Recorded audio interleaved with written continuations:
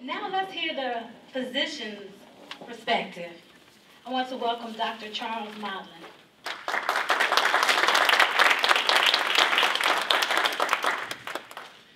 Yeah, thanks for having me here. It's really a pleasure. There's really not much I can say to add on to what's already been said.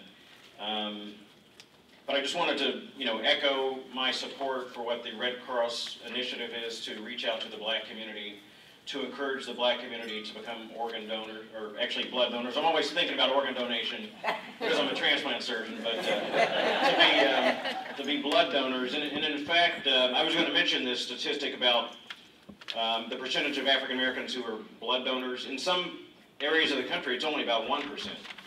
So I think in many respects, we're fortunate in Northeast Ohio to have that 4%.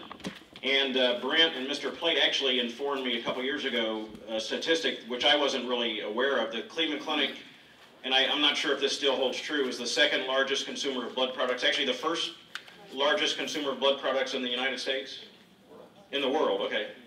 So you can see that we have a great demand for blood and blood products here in Northeast Ohio.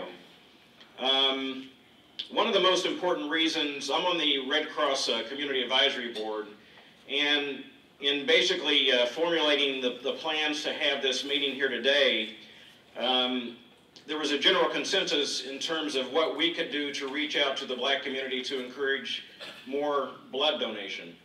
And the general consensus was that we needed to reach out to the pastors, the spiritual leaders, the clergy.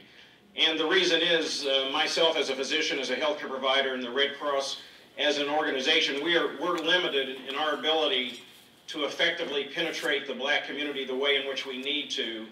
And so we're going to rely upon the clergy and the pastors, the spiritual leaders, because quite frankly, and to be brutally honest, in many respects, the community doesn't want to hear from me as a physician. The community doesn't want to hear from the Red Cross as an organization, because when we speak, we're just mortal men and mortal women. But when you speak as clergy, you're speaking from a higher order.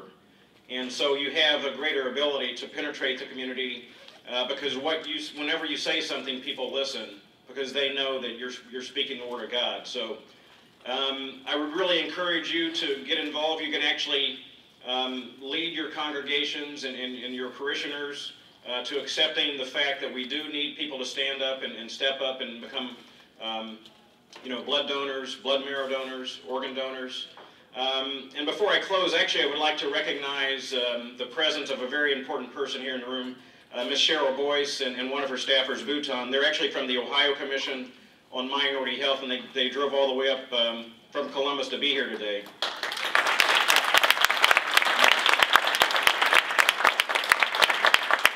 Cheryl actually established the Ohio Commission, the first statewide commission on minority health, I think it was back in 1985? 1987, okay. And she's also the founder and director of the National State Offices of Minority Health as well. And so I'm on her board, the Ohio Commission on Minority Health. And this is Minority Health Month. There's a number of activities throughout the city in Northeast Ohio this whole month, and we have a Minority Health Month calendar that you should probably access to see other activities that are going on. Actually, we have some here at the table, the calendars. But it's really my pleasure, and I'm really inspired to see this type of event take place today, and I'm happy to be a part of it. Thanks.